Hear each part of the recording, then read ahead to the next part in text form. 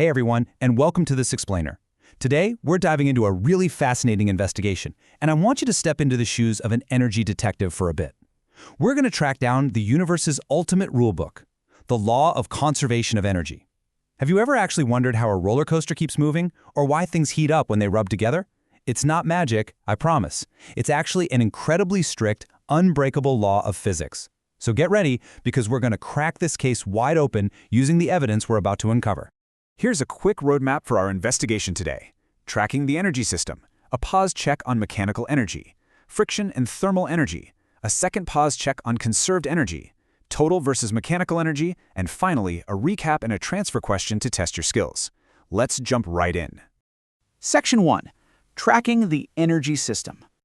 You know, before a detective can solve any case, they've got to tape off the crime scene, right? Well, in physics, we do this by defining our boundary. We create what's called a closed system. For our investigation today, our closed system just consists of two things: the roller coaster car and the Earth beneath it. By drawing this imaginary boundary, we're basically assuming no energy is leaking out into the surrounding air or the tracks. It's just the car, the planet, and the energy moving between them. Inside this closed system, energy kind of takes on different disguises. Picture that coaster car slowly clicking its way to the very top of that first terrifying hill. Right there, it's storing up gravitational potential energy. It's essentially energy waiting to happen, based entirely on its height above the Earth. But the absolute second that car tips over the edge and starts plummeting downward, that stored potential energy rapidly shifts. It completely transforms into kinetic energy, which is the energy of actual motion. So as one goes down, the other goes up.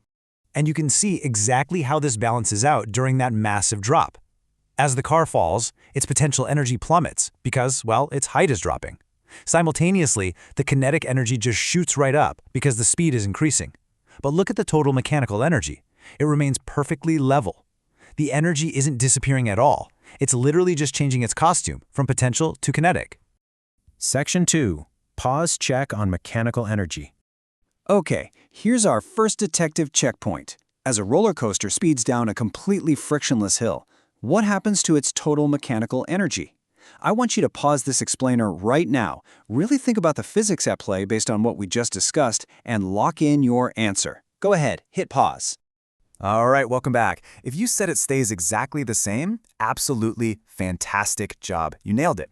The crucial point here is that when we assume zero friction, the mechanical energy is perfectly conserved. The energy is simply trading places, transferring directly out of potential energy and pouring right into kinetic energy as it drops. Section 3. Friction and thermal energy. Now for the plot twist.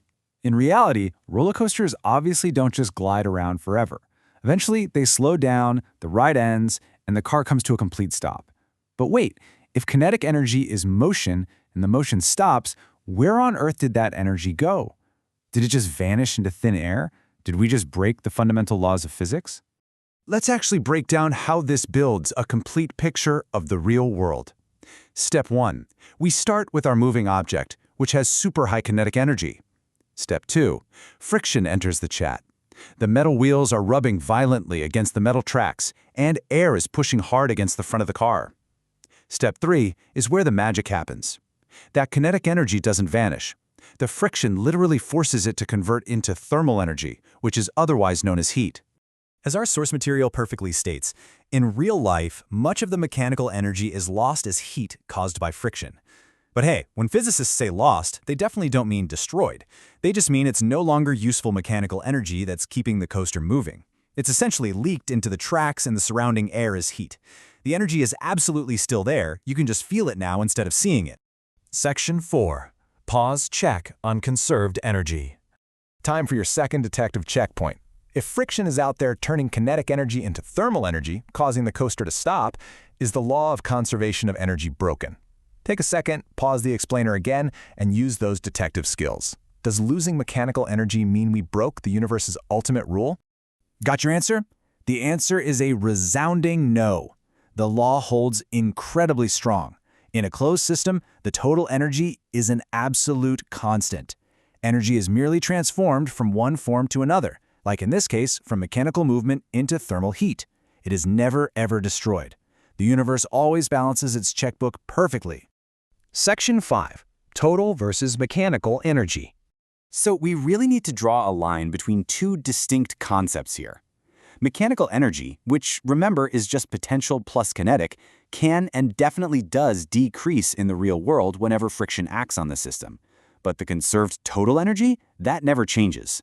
Because the total energy accounts for the whole shebang, including the thermal energy generated by that friction.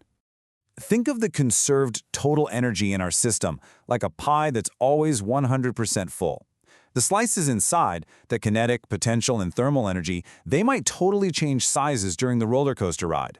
Potential shrinks, kinetic grows, then kinetic shrinks while thermal grows as the brakes are applied.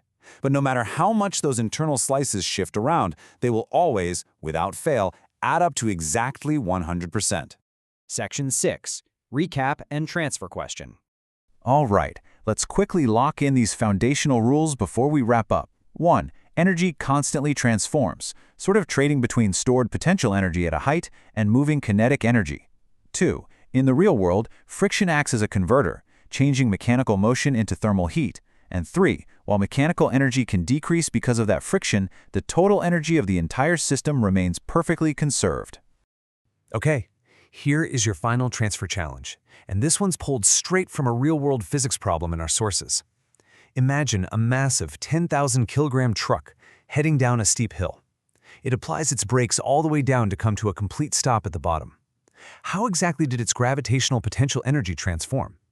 And, using what we learned today, why might those brakes overheat? Really think about how the energy is shifting forms and what happens when mechanical energy is forced to change its disguise.